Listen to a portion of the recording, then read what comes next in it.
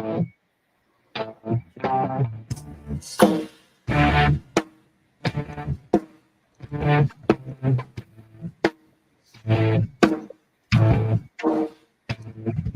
tried to hold us down. You tried to hold us back.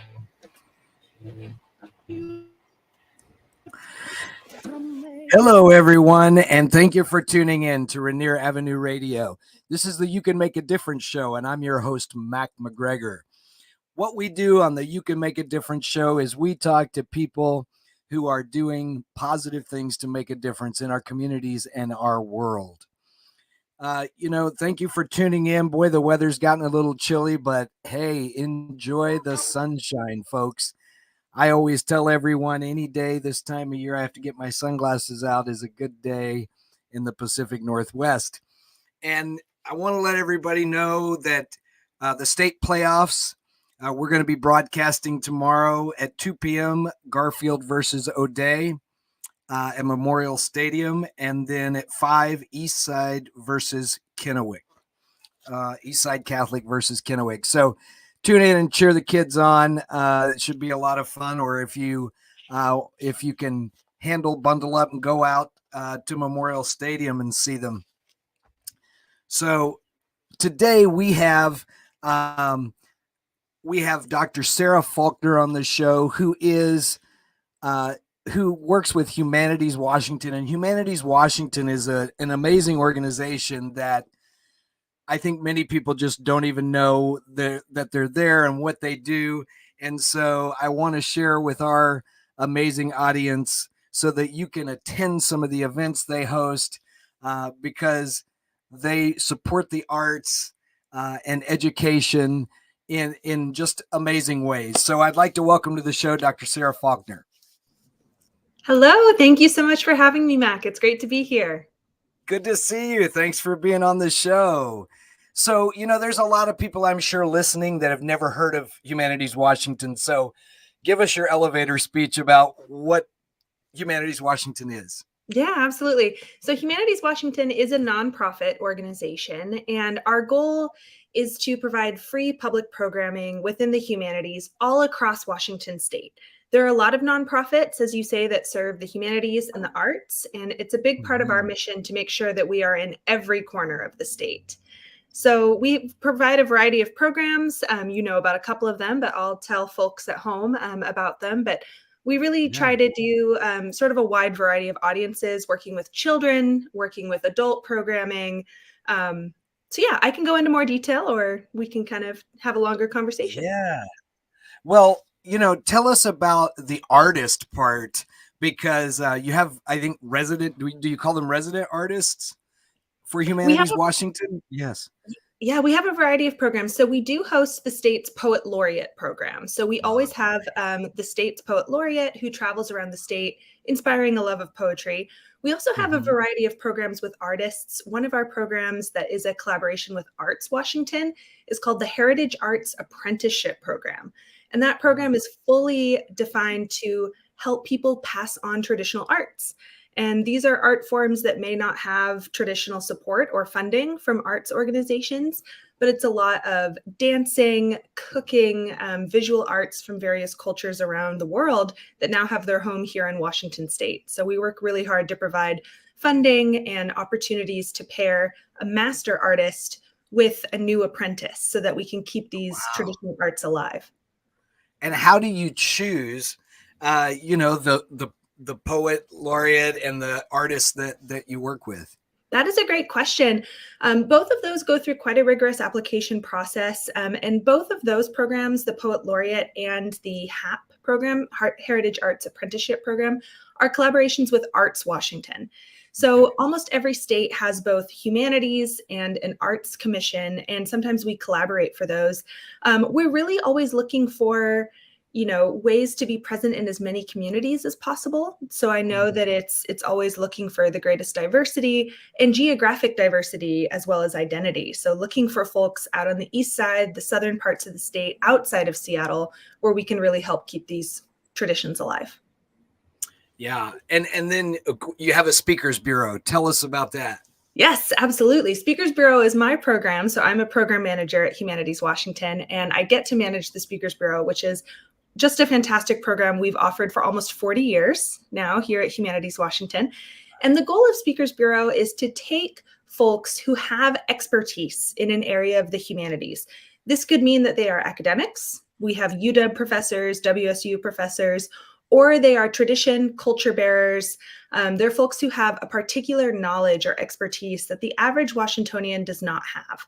And a lot of the times, the average person doesn't get to ask them questions or get to learn from them outside of a university context. So the Speakers Bureau takes these experts and moves them all across the state to the tiniest towns that have a population of 2,000 people, so that everyone in Washington has access to learning about the humanities in a way that's accessible. We really pride ourselves on providing presentations that people can leave saying, wow, I didn't know that. I'd never considered that. We're really trying to make the humanities more accessible than ever. So we are about to welcome a new roster of 40 experts from across the state who will start giving presentations in January. And I have the great pleasure of saying that Mac will be one of our scholars. So I was going to ask you if you wanted to talk a bit about your presentation as well.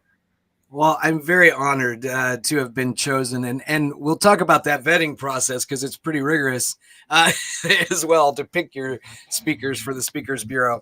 Yeah, my presentation is called "We All Transition," and I'm basically talking about gender and the way we're socialized around gender, and that trans people aren't very different because we've all gone through transitions in our lives. If you and I looked back, I mean, you're younger than I am, but if we looked back at our high school, yearbook and saw the picture when we went to homecoming or prom, we'd go, what were we thinking with that fashion and that hair and that whatever, right? Oh, yeah. And so, when you ask somebody, are you the same person you were then? Most people would say, no, not really. I've grown a lot. I've changed a lot. And so, it's just getting people to understand that we all have things we can relate to one another on. Common ground, right? And that's the place to start a conversation, I think, when people don't understand a certain group of people. And so that's what my presentation is about. And we're so excited to have you on the Speakers Bureau because I really think there is that personal element that really gets to people. And it's a big part of why Humanities Washington does the programs we do, right? When all you see is things in the news or, you don't have that sort of personal experience, getting the opportunity to meet in a library, a historical societies. A lot of our hosts have these presentations at a local winery, brewery, coffee shop.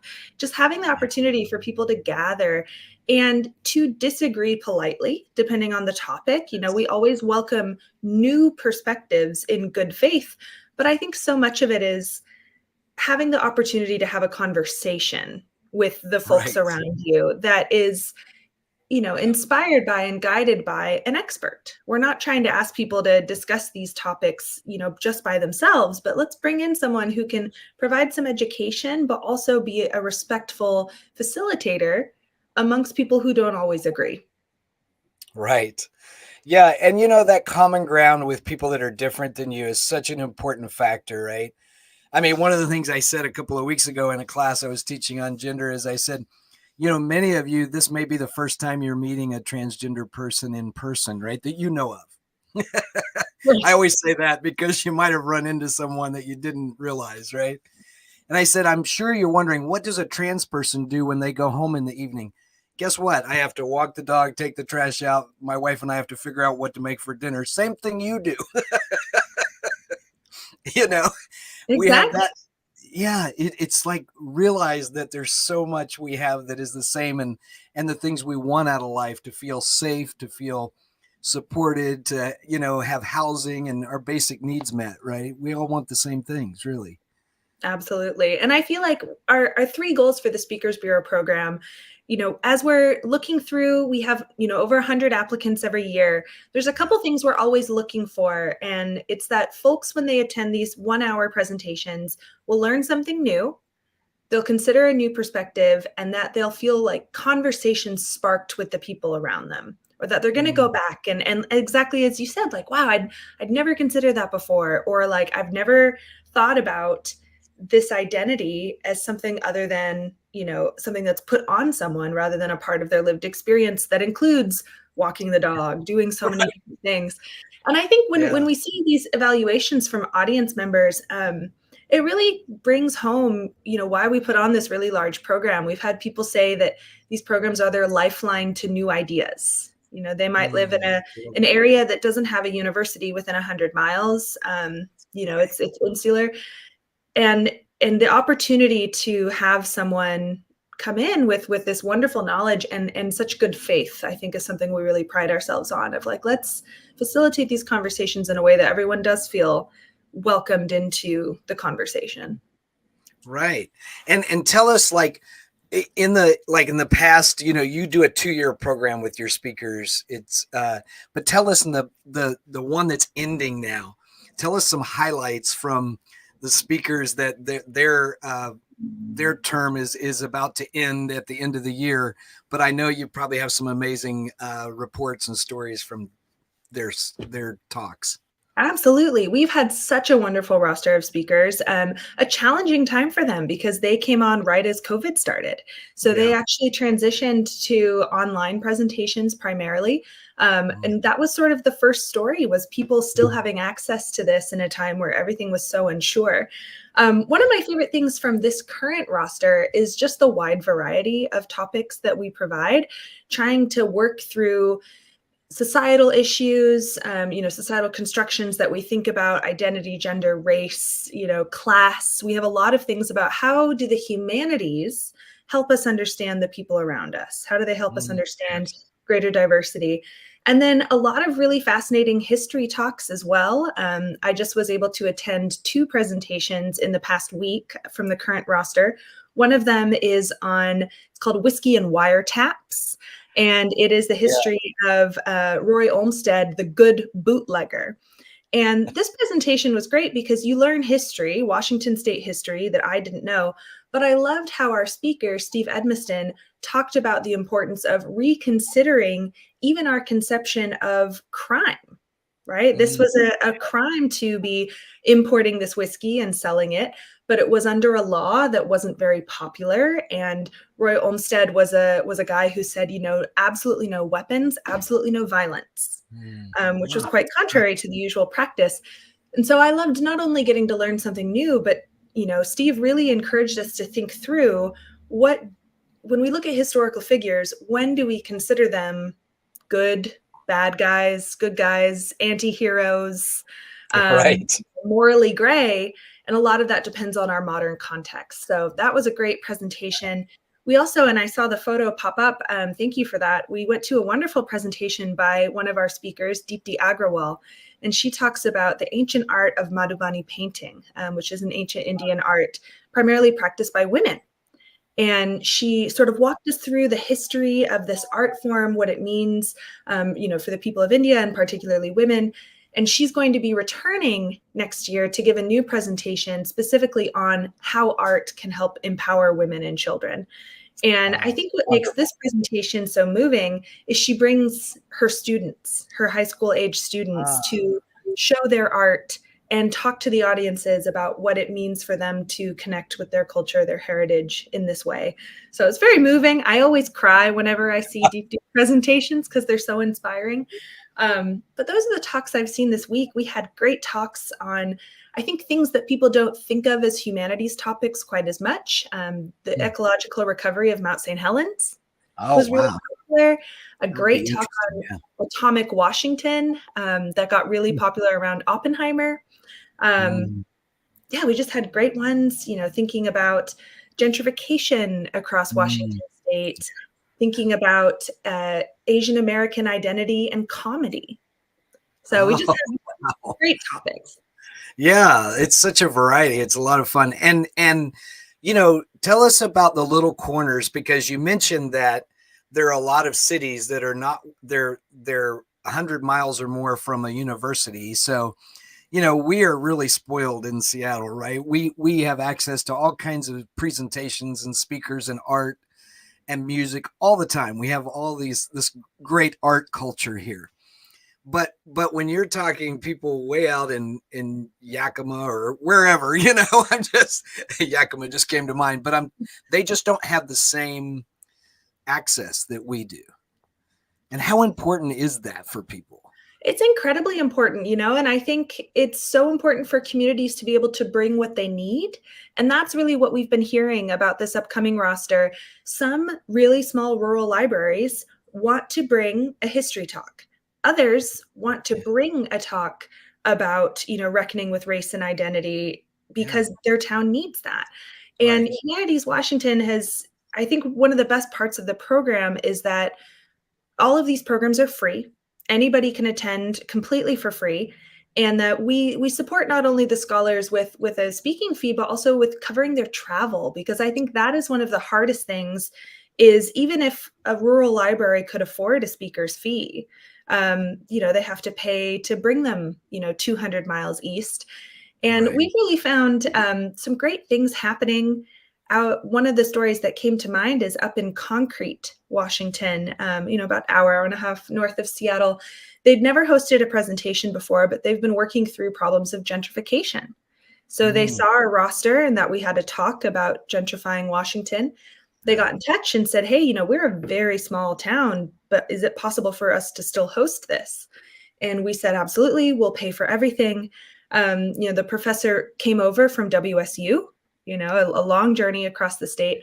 And our wonderful host up in Concrete, Valerie Stafford, she owns the movie theater there and the ice cream parlor. And she brought all of these community members, including the mayor, city council members, school board members. I mean, all of these people showed up on a sunny day to come and learn together. And she really said, we hadn't really had those opportunities for all these various people to come and listen and learn from each other. So we really, really pride ourselves in making sure that we're hitting as many counties of the state as we can. We always hit over 30 counties every year, and just trying to give everybody that access. And tell folks, when you say Humanities Washington covers the expenses, how does that happen? So a lot of people would want to know, where does that money come from? Yeah, that's a great, great question. So we get a variety of funding. Some of it comes from the state. And so we're actually about to go into a new legislative session in the new year of, demonstrating the importance of these programs to constituents across the state. So some of it is state funding. Some of it comes from the National Endowment for the Humanities. And quite a bit of it as well comes from private donations. So we are a nonprofit organization. We're always looking for folks who support the humanities to give generously to support these programs. Because, I think we have an annual report up on our website right now that shows every county, every city, the 6,000 programs the 6,000 people we were able to reach, the number of programs we were able to do. It's a great organization with a really wide impact. Yeah, that's amazing. And if a place is interested in having a speaker, how do they go through this process? Yeah, great question. It's very easy, we'd like to say, to book a speaker. You can go to our website, which is very easy. It's humanities.org. We got very lucky with that in the 80s or so. Humanities.org. And under the Speakers Bureau program, there's a very easy checklist of how to reach out, how to pick which speaker to request. And it involves sending an email to me and our new program coordinator saying, hey, I'd love to have Mac's talk in, Concrete next year. How do we get this process started? And there's 2 of us on staff who work with hosts every step of the way to book the presentation. We also provide a lot of resources like posters, press release templates, anything that, even if you're a volunteer and there's just you and you have 2 hours, you should be able to put on this presentation.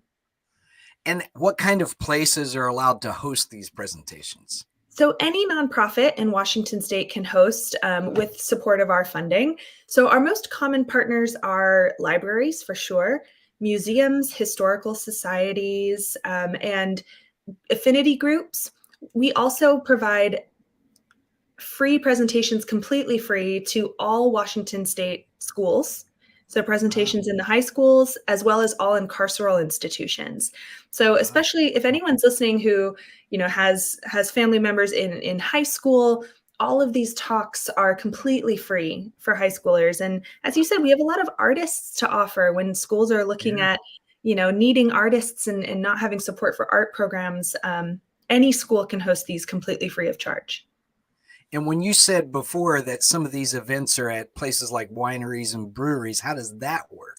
Because they're not nonprofits generally. Exactly. So what we find is that it's a nonprofit host who's actually doing all of the planning, but they're hosting it at a winery or a brewery. Okay. And a lot of the times they create a series like Wine and Wisdom or History on Tap. Those are really fun. And we actually have our own program that's called Think and Drink, where we have a panel of experts give a presentation on a kind of a hot topic at the moment at breweries and wineries around the state. We had one in June here in Seattle called AI Anxiety. And it was an opportunity for folks to come together. We had, 3 wonderful experts on artificial intelligence from the UW, and we had a wonderful scholar of philosophy who was moderating a discussion about what can AI do? How worried should we be about it? How legal is it? And now there's a wonderful photo on the screen now of our 4 panelists. And we had over 100 people at that event. So many people who were excited to come out in person, grab a beer and learn. People are so hungry for accessible conversations, that aren't too scholarly, but that, they feel like they can really sink their teeth into. Well, yeah, and that's a perfect topic because AI it's here and it's going to just become more prevalent, and a lot of people don't understand it, and it can be scary. Well, and we're still, that event was in person, and we heard from a lot of people around the state, like, hey, we're thinking about AI too. So we're really excited. Next month, we're going to be hosting an online version of this event so that everybody across the state can tune in. And the new event will be specifically about authorship and concerns about AI and authorship of, AI is being trained on novels without the author's permission. AI is starting to write and submit pieces for publication. So we wanted to give people the chance to think through, how do we deal with the most human endeavor of creativity being taken over by AI? Yeah, as a published author, I've been reading some articles on that, and it's weird, right? It's very weird. It's weird and it's complicated. And I think, there's a lot of fear surrounding it. So we'll have some of those experts back on the panel, as well as a couple authors who've had their books fed to AI, to sort of have them all talk together about what is this going to mean for the future of human creativity, really? Yeah, that's a great question. Yeah. So tell us a little more about the talks that are starting this next year, the group of speakers and some of the amazing topics that are going to be covered in this next 2 years. I mean, we're so excited about this roster. It's our most diverse roster that we've ever hosted that we're really proud of in terms of topics, in terms of identities. We have a lot of really hard-hitting topics coming up this next year. A wonderful presentation about the meaning of home and questions of homelessness in Washington State from a UW professor with a brand new book out who's also experienced homelessness. So a really fascinating perspective for folks to have. Another great presentation on What If We're Wrong About Drugs is the title, and sort of thinking through what Americans' perceptions of drug use is, how it's shifted, how shifting ideas could help with, problems large and small. So we have these, really big, hard-hitting questions that people can bring to their communities. But we also have a lot of, really fun history. I think a presentation that's been really popular so far is from Diane Johnston, and it's called And It Has Pockets, A History of Women's Clothing Equality. Oh my goodness. And it's a wonderful talk. It was fascinating for me because Diane not only walks you through the history of fashion, but she's showing folks how it was intimately connected with what was going on in terms of women's rights, women's liberation, depending on if they had pockets in their clothing or not. Fascinating. Another really popular talk, we have 3 talks that are about Indigenous history and current issues that we're really excited to be able to offer. A wonderful presentation by an Indigenous artist called What is a Chief, about sort of questions of leadership and resilience. Some on the fish wars, some on Indigenous practices of hunting and fishing. So we're really excited to be able to offer. We hope there's something for everyone, whether they're looking for something. We have a talk on UFOs and the birth of Men in Black is in Washington State. That sounds like a fun one. Yeah. It's fun, right? So we really try to provide, again, like some communities use us as touch points for these really tough issues in their community. Yes. Others, bring people together over a glass of wine to learn some history and have community with each other. So we're so excited. I'm leaving out so many incredible presentations. Isn't there one about anti-Semitic? Yes. There one? Yeah. Okay. Absolutely. This is a returning speaker from the Evergreen College. She's fantastic, Nancy Koppelman. And it's about anti-Semitism. It's called The Oldest Hatred. And, she's seeing a lot of interest right now, of course, given current events. Yeah. And it's something that, we really find that the presentation that she gives right now it's called Understanding Israel, has been, such a gathering place for people to come together and talk to each other, right? Get offline. Right. Talk to each other in person, and also hear from an expert. Yeah, that's so important. And people can find out about where they can go see these at your website as well, correct? Yes. Yep, humanities.org. We have a calendar, presentations all around the state. And you can even sign up to be on the mailing list am I right about that? Yes. Absolutely. You are right, and we encourage it. We can send you all of these to your inbox. Yeah, and there's so many great events all around the state. I encourage you to go check it out and get on the mailing list. And if you happen to be somebody that wants to book a speaker, reach out to Sarah. Sarah, thank you for all that you do. I think this is such important work. It's so important for us to sit at a table together and have these conversations, right? Absolutely. And thank you, Mac. We are so excited to have your presentation next year. Please do book the presentation. It'll be fantastic. And thank you for having me today. It's been really fun. Of course. Thanks for sharing all your wisdom. Keep making a difference. All right, everyone. Have a great weekend. Yes. And stay tuned for Seniors Matter.